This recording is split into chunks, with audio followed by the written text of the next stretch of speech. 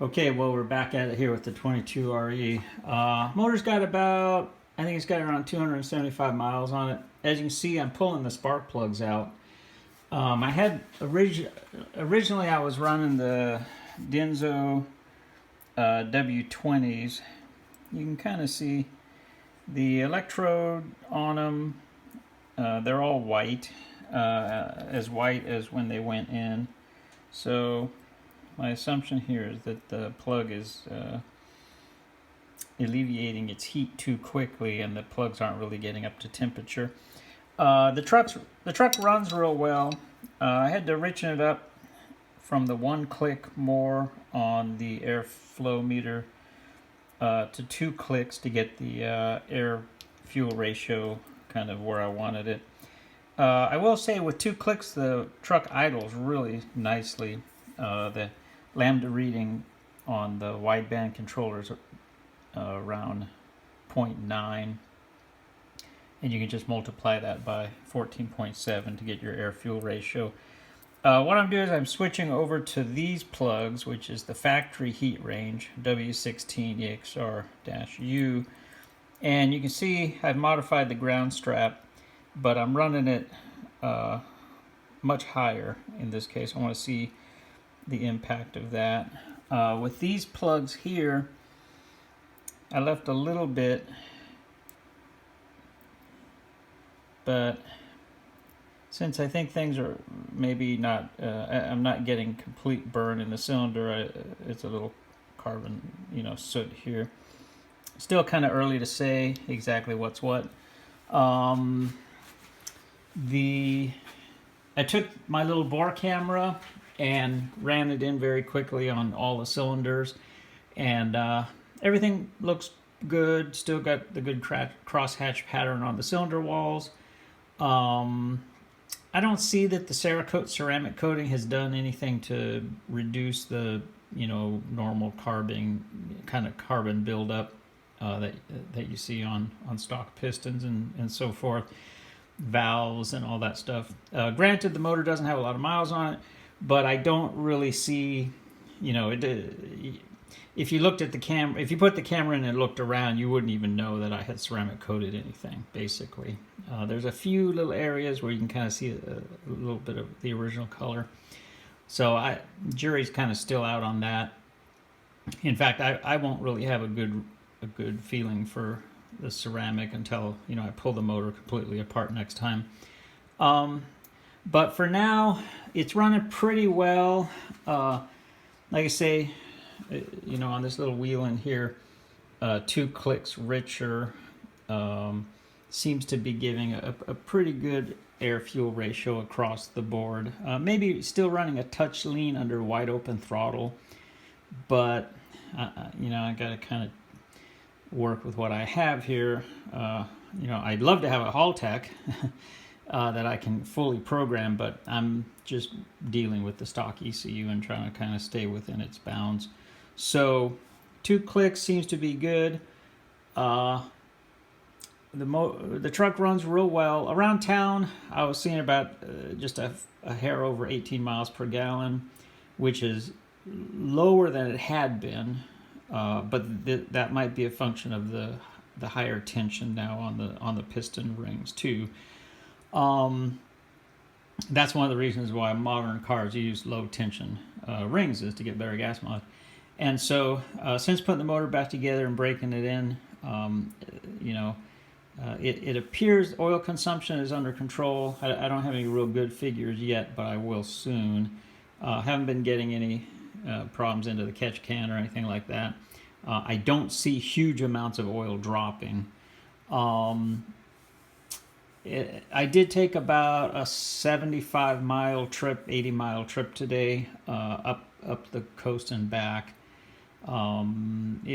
Super strong crosswinds, which always knocks the gas mileage down, but the motor did achieve almost exactly 22 miles per gallon on an approximately 80-mile trip up and back. I think if there hadn't been such strong crosswinds today on the highway, I think probably I'd be seeing 23 miles per gallon, which would be good. And that's also the other reason for switching back to the hotter, one step hotter spark plugs, is to see if that will increase the gas mileage at all. I had been running 14. Oh, these weren't them. I don't know where they. Oh, here there. I had been running W14s in the motor before I pull it apart, and you can see the insulators look pretty good there.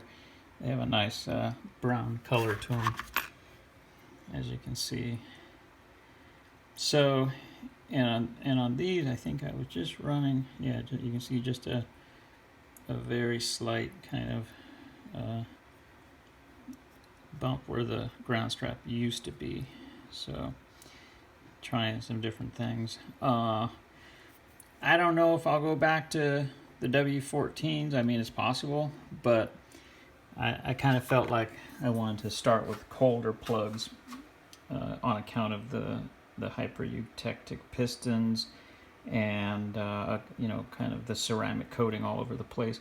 Interestingly enough, I will say that one thing I think I've noticed is that, and it's not too prevalent now after richening things up a little bit and changing the oil, but when I ran the Lucas break-in oil, which I ran for I think 120 miles or so, and then I drained it out and I switched over to liquid Moly product that has Moly disulfide in it. It's a real funky gray oil. If you've never used it, it's really kind of bizarre, but I used that. I switched to that after draining the break-in oil out of the motor, and that seems to have quieted things down a little bit. When I was running the break-in oil, when I fired the motor up cold, it actually sounded a little bit like a diesel truck, and the only thing I can figure is that I was getting a little bit of piston slap on account of the high silicon content of the hyper-eutectic pistons. They don't expand as much as a cast piston, nor as rapidly. They aren't quite as bad as running forged pistons, but they are kind of that direction towards the forged piston kind of arena. And when you put, and this is kind of my theory in hindsight, when you coat the top of a hyper-eutectic piston with a ceramic coating like Cerakote, like what I did in my other videos, what you're doing is you're inhibiting the heat transfer into the piston material, which is good, I think. It helps keep the heat in the cylinder during the combustion cycle. However, when the motor's warming up, what you're doing is you're also preventing the heat from quickly getting into the piston and causing it to expand. So I'm running around 3/1000 piston to cylinder wall clearance on this motor here, plus or minus 2/10, and that's in the thrust direction, against the cylinder walls measured. I forget what the back and forth measurement was, but I want to say it was maybe a tenth smaller. I can't remember. I'll have to look it up, and I'll put in the description for anyone who's curious. But so when I was breaking the motor in the mornings when it was cold, it sounded just like a diesel motor starting up. Or if you've ever built a motor with fully forged pistons, you know what it sounds like. You get a little bit of piston slap. So I think that was on account of the ceramic coating delaying the hyper-eutectic pistons from heating up. Once I got a little heat into the motor, that went away. I may also be hearing a strange exhaust noise on account of having the camshaft retarded a little bit. Not really sure. When I switched to the liquid Moly oil, that seemed to kind of quiet things down a bit, and so we'll see how that goes. I have yet to run a compression or leak down test because I only have a couple hundred miles on the motor, but I did want to swap these plugs out. The other thing was on the oil situation with the liquid Moly, and I'll put the link to the specific product I used on the motor, but it's a 10W40 oil, which is slightly thicker. Given my connecting rod bearing clearances, I'm kind of on the dividing line of, you know, should you run 30 weight or should you run 40 weight oil. I broke the motor in with 30 weight, and then I've now switched over to 10W40 liquid Moly. It's the one that has the Moly disulfide, I think it is, in it, MOS2 or whatever, and that is a friction reducer. And then that particular oil has, I believe, 1,300 parts per million zinc in it, which is good because these motors have a flat tappet cam and need zinc, obviously. But it's a little lower than kind of what I want to run in the motor. I like to have about 4,000 to 5,000 parts per million zinc in the motor. So on top of the liquid Moly Moly disulfide additive and their 1,300 approximately parts per million zinc, I added in another 8 ounces of Liqui's ZDDP, which, if I remember the specs correctly, that gives me about that should give me about an additional 3,000 parts per million zinc content to my oil.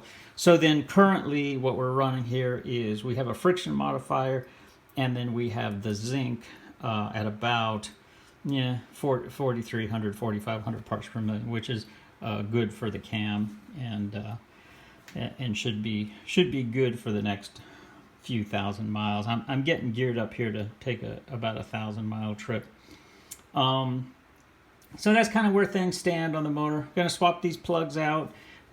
Still kind of tweaking the airflow meter to make sure I've got the right air fuel ratio under different throttle openings.